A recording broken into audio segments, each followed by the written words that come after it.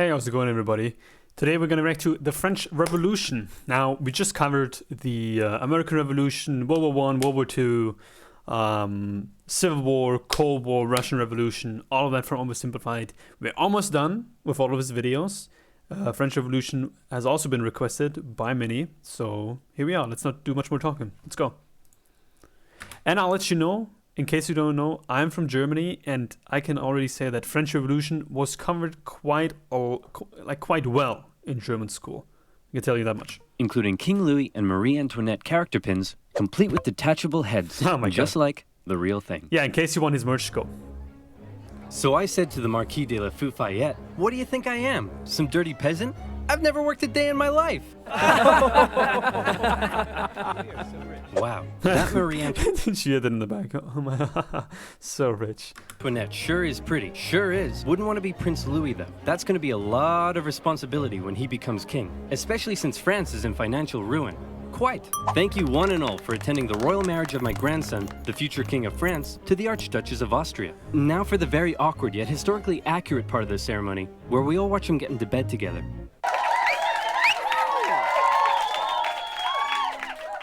All right, now that's out of the way, let's leave the royal couple to it. You better give us an heir, you fat, ill-bred boy. Nighty-night.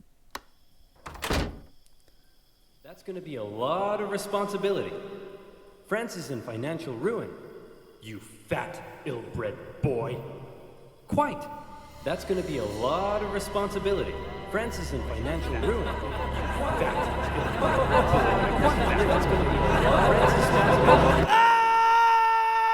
Oh my God, come on, dude. Holy shit. Oh, great. He's a freaking weirdo. Guys, let me know in the comments. Do you also, when you first found out about OverSimplified, did you also just binge watch all his videos? Because I'm big into history.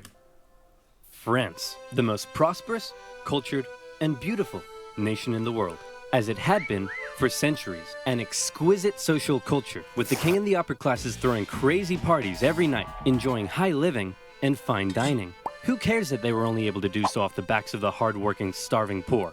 What are they gonna do? Revolt? They're only 80% of the population. Damn. No. Life in France is great.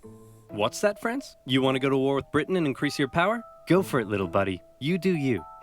And you lost. Now you're in severe financial debt. We have no money. What do? Should we stop partying? Heck no. Party harder. That's okay. The peasantry will pick up the slack. They were created by God to do all the work, and you were created to reap all the benefits and party hard. That's just how society works, and we've all just accepted it for centuries. Why? Why what? Why do the nobility get to be all rich and stuff? Just because they were born into it? And the rest of us schmucks just have to accept that? Hell, why do we even need a king? Who decided that? It all just seems very unfair and unequal, and I, for one, am starting to question it. Wow. That's very enlightened of you. Yeah. And so began the Age of Enlightenment. Great philosophical thinkers across France and beyond began to question whether this beautiful nation was really all that beautiful after all. Hey, Prince Louis, bad news. Your grandpop died of smallpox this morning, which means good news, you're now the king. Yeah. So just to sum up, France is in severe financial debt, and the angry populace are beginning to question how necessary you are. But hey, I believe in you, champ. You got this. Maybe. Oh no! Damn. Prince Louis Capet became King Louis XVI in May 1774. He was a notoriously weak man, and May 1774. he knew it. He barely had the wisdom to rule a nation, never mind one in I was in the middle of the American Revolution, right? crisis, and he was easily manipulated by those around him. One of his first acts was to try to get revenge on the British by financing their American colony's revolution. Hey, we're an independent nation now. That was real swell of you, Louis. Couldn't have done it without you. Glad I could help. So hey, about all that money we lent you, when can we get that back? Yep, you're a great guy. I'll never forget what you've done for us. Real glad I could help, friend, but about that money, gotta go now, chum. Best of luck to you. Oh no! And now France was in even more debt. France's poor, suffering under the strain of economic ruin, watched as the nobility continued to live as though nothing was wrong. In particular, they grew increasingly disdainful of the Queen, Marie Antoinette, as she continued to spend all of France's money on her own luxurious lifestyle and fashion, while the peasants were breaking their... Why was her name Marie Antoinette? Did she adapt the name Antoinette later on? Because as far as I remember, she was from Austria, right? backs in the fields, she was walking around like, hey, my hair is a boat. I'm not making that up. Her hair really was a boat. And her lavish spending earned her the nickname Madame Deficit. And speaking of the Queen, there was also a long-standing scandal around the fact that the king took a very long time to boink her, and the working classes of Paris began ridiculing the royal couple with lewd pamphlets depicting the Queen as a court thought, and the king as a wuss, unable to fulfill his marital duty. Respect for the monarchy was at an all-time low, as France's finances were spiraling out of control, and the king and his aides really only had one solution to the crisis: tax the poor, tax the poor. We could do a sexy calendar shoot. Tax the poor. And so it was. The poor, who were already struggling to make ends meet, found themselves being taxed from every direction. Hey, I'm the royal tax collector. Looks like you've yet to pay your income tax, head tax. By the way, how many windows you got in that house of yours? 3? Oof, yep. There's gonna be a tax for that. Hey, What your the local hell? priest here. Have you paid your church tithe yet? Well, at least this one is going to the good work of God. Sure. I'm assuming church tithe is also church tax. By the way, we also have that here in Germany. That's a thing here still. And it's a percentage, and it can get quite high. I mean, a lot. You pay a lot. If you make a lot of money, you can pay a lot per month. God. If you don't decide to opt out. I think this year, God wants me to buy a new swimming pool. Hey, private tax collector here. Oh, and I brought some goons with me. Just a few quick questions. How much salt did you buy this year? About 7 kilos, I think? Yep. Okay, there's gonna be a tax for that. Oh, what's that over there? And that's extra salt I held over from last year, so I wouldn't have to buy as much this year. Oh, yeah, there's a tax for that. And what are you doing with all of this salt? Well, obviously cooking. On the table. Yep. And preserving fish and meat. Oh no. Yep. And there's a tax for that. Hey, how old is he? He's 9.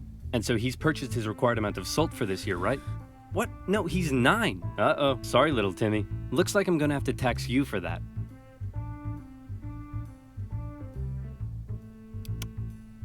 Yep. Salty. There's gonna be a tax for that. And that's not all. A huge portion of the peasants' harvest had to be given up. And there was also the labor tax, where peasants were required to work a certain number of days for their local lord without pay. Obviously, people weren't too happy with these taxation policies, and the aggressive nature of these private tax I mean, they already had pretty much no rights whatsoever, so why am I even surprised?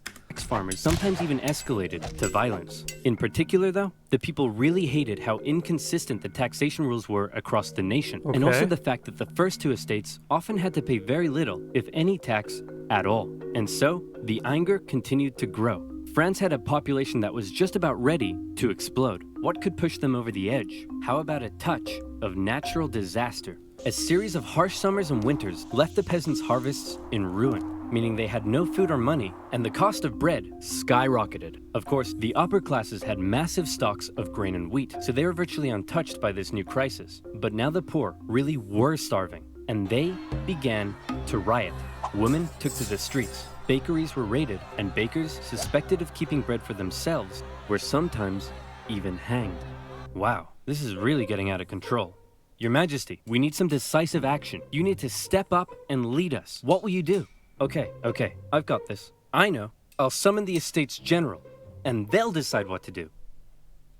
You really are a fat, ill-bred boy. Yeah. The Estates General was the closest thing France had to a government, Wow. apart from the king. It was a purely advisory body, and was rarely summoned. In fact, it hadn't been summoned. Must have been quite the sight to actually see that in person.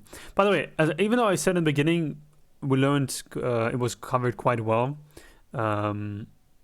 or quite thoroughly in German history class. The whole taxation part, that wasn't mentioned too much. I guess it was really the actual revolution itself, pretty much. That and not what happened before. I think that's more what got covered now that I think about it. summoned for 175 years prior to this. But with France in a severe crisis, the king felt the time was right to call on the government to help. The Estates General was made up of representatives from the three estates, that is, the clergy, the nobility, and everybody else. Okay, thanks for coming everyone. The first order of business is regarding the clergy and nobility. You all get brand new Porsches. You get a Porsche, and you get a Porsche, and you get a Porsche. Everybody gets a Porsche. And now into the second order of business. I like how he says Porsche because that's actually how you say it in German as well. Because most English-speaking people actually say Porsche. Porsche. France is completely out of money. Yeah. Like, it's never been this bad before. Like dead broke. Anyone got any ideas? How about we all get Lamborghinis next time? The king decided that in order to make a decision, they had to come up with a voting system. Okay, the clergy. You have a population of 130,000, so Wow. you'll get one vote. The nobility. You have a population of 350,000, so you'll also get one vote. And the third estate. You have a population of 27 million people and make up 98% of the population. Very impressive. You'll get 1 vote. 0.5. one vote. The third estate were obviously pretty unhappy with this system because they kept on finding that this would happen. We propose to raise taxes on the third estate. All in favor? All opposed? 2-1. Taxes will be raised on the third estate. We propose a motion that says the first two estates are a bunch of poo-poo heads. All in favor? All opposed? 2-1. It's official. We are not poo-poo heads.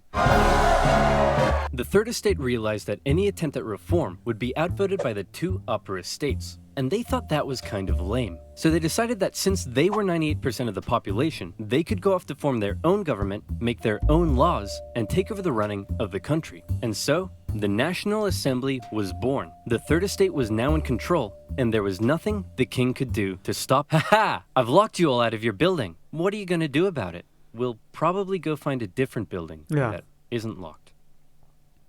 Oh, no! The National Assembly did find another unlocked building, just down the road, an indoor tennis court, where on the 20th of June, 1789, they all took the tennis court oath, Oh, I actually heard about this. Tennis court. pledging to continue meeting until the king finally gave in to their demands for more equality and economic reform. This new National Assembly included many of the most educated members of the Third Estate, including two young lawyers by the names of Maximilien Robespierre and Georges Danton. Some members of the first two estates even joined their cause. Some of these men formed a radical new political party called the Jacobin Club. Yeah, in German, the Jacobiner. Yeah. I remember that now. No girls allowed. It's rad to be radical. What the fuck? Jacobin's rule? And quickly became leading figures. While many members of the Third Estate simply wanted more equality, a growing number in this Jacobin faction would begin calling for something even crazier, the removal of the king entirely. And this is where fear began to take hold. With such a volatile situation developing, everyone was afraid of something. The king feared his position was under threat, and he called in the military to take position around Paris. The Third Estate heard rumor of the gathering military force, and they feared the king was planning to round them up and arrest them. Maybe he'd even execute them. It also didn't help that the king had just dismissed France's popular finance minister, who had been trying to make reforms himself. It seemed the king was done negotiating. Fear, left unchecked, often boils over into anger, and anger detonates with violence. The angry people of Paris, after centuries of cruel inequality, harsh oppression, even starvation, fearful of having their new It was inevitable at this point, let's be real here. movement for reform demolished so soon, decided that it was now or never to take action. Screw reform. They decided they'd do one better. How about revolution?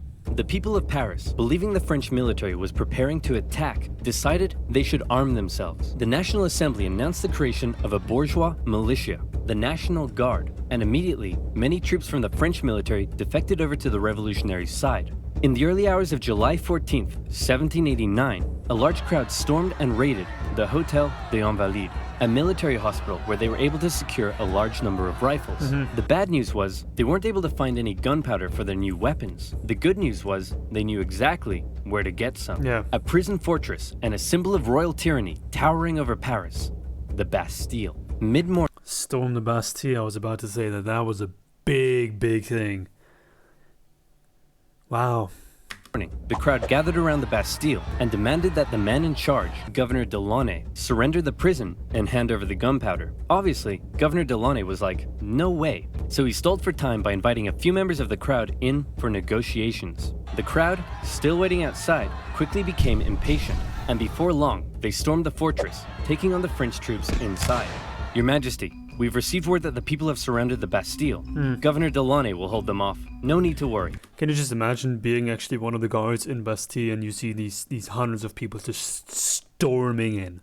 I mean, what are you going to do at that point? Actually, Your Majesty, it appears the crowd is now headed away from the Bastille. You see? What did I tell you? Clearly Governor Delaunay has defeated them and has them on the run. No need to worry. Your Majesty, isn't that Governor Delaunay's head on a pike? Well, clearly Governor Delaunay has taken on the form of a bodiless pike-head deity, and the people are so enamored with him, they're parading him around the city. No need to worry at all. When the National Assembly heard about the violence that had taken place, they had two options. Either one, they denounce it and try to carry on the revolution using peaceful means, or two, they say, damn, you stuck his head on a pike? That's pretty hardcore. And we love it. Incidentally, they went with option number 2. Some historians believe this reaction paved the way for the utter violence and bloodshed that would become the legacy of the French Revolution. This widespread acceptance of violence during the Revolution is also largely credited to the writings of a certain Jean-Paul Marat, a man of science with a horrible skin condition that kept him confined to a bathtub. He began writing a radical newspaper he affectionately named The Friend of the People. Citizens of France, be very afraid. Given the chance, the king and the nobility won't hesitate to massacre us all. The solution is simple. Execute them. Kill every last one of them. Cut off 1,000 heads. Yeah, and that's when they came up with the guillotine, right? And if that's not enough, cut off 1,000 more. Oh, hey, Mr. Squeaky. What are you doing down there? You're so cute. Aw, I love you too, Mr. Squeaky. Mwah. Now, where was I? Oh, yeah. Kill them all. Yeah. It became one of the most popular publications in Paris God. during the Revolution and succeeded in spreading ever-increasing fear and anger among the people. In August, leaders of the National Assembly, with help from a certain Thomas Jefferson, adopted the Declaration of the Rights of Man and of the Citizen, an incredible document that guaranteed liberty and equal rights to all men. And when I say men, I mean men. Despite its glaring shortcomings in gender equality, the massively influential declaration would go on to inspire the struggle for liberty and equality across the planet for centuries. However, back in France, the vast majority of the people weren't really so concerned with enlightened ideas of equality as much as they were concerned with the fact that they were still starving. Bread was still expensive as hell and hard to come by. The people felt that one reason nothing had been done yet about the crisis was because the king simply couldn't see the problem. He lived in Versailles, a full 20 kilometers southwest of Paris, and as a result, lived in comfort, separated from... Yeah, I mean, it just had a gigantic palace in Versailles, I'm pretty sure, and that's where it was, right? His dirty, stinking subject. That's something I actually, his palace I would like to visit, honestly. I assume it's available for the public. Well, not that you can just walk in, but obviously you have to take a tour. You have to take a tour guide. But I'll have to do that. Yeah, 100%. On October 5th, a crowd of women, 7,000 strong, decided they'd do something unprecedented. They decided they'd remove that separation and confront the king directly. The women marched all the way to the king's palace in Versailles. Along the way, the crowd continued to grow into the tens of thousands, and when they arrived, they demanded an audience with the king. What are those things outside the palace? They're poor people, Your Majesty. That's poor people? They say they're hungry. Hungry? Then let them eat cake. Wow. See, this is the exact BS that led to this whole mess in the first place. You're so out of touch. They're writhing around in the filth, breaking their back to barely scrape by, and they come to you demanding just the basic ability to feed themselves, and you think a slice of cake will sort them out? Yeah. Well, yeah. Then let them eat Taco Bell Crunchwrap Supreme. Oh my god. Wow. They're not that desperate. Members of the crowd actually managed to break into the palace with the intention of killing the queen, who narrowly escaped through a secret passage in her bedroom. The enraged mob killed several members of the royal guard and raised their heads on pikes, which, if you haven't noticed yet, is something they were quite fond of doing. The king had no choice but to come out and talk to the crowd. He agreed to accept his new position, sharing power with the revolutionary government, and to return to Paris with the crowd, removing the separation between king and subject. Death sentence at that point. King Louis had a problem with people constantly raiding his palace, but one thing he didn't have a problem with was people raiding his computer. Yeah, okay, so that's pretty much, again, NordVPN, exactly, if you're interested, definitely check it out. Damn, I think, yeah, the first part of the video, the first, 8-9 minutes, wasn't covered too much in German history class. The second one, the storming of the Bastille, 100%, that was a significant event. It was bloody. It was bloody, and it was about to get even more bloody. So I can't wait for part 2. Again, this is the French Revolution by OverSimplified. I'm always leaving the original video in the description, so go check that out. Go show him some love. And that like, comment, and subscribe. And if there are any other videos you would like me to react to, can be anything from history to whatever. Yeah, just write down the name in the comments and I'll get right into it. Guys, I appreciate you guys so much. Currently sitting at 368 subscribers. Incredible. I hope you guys enjoyed.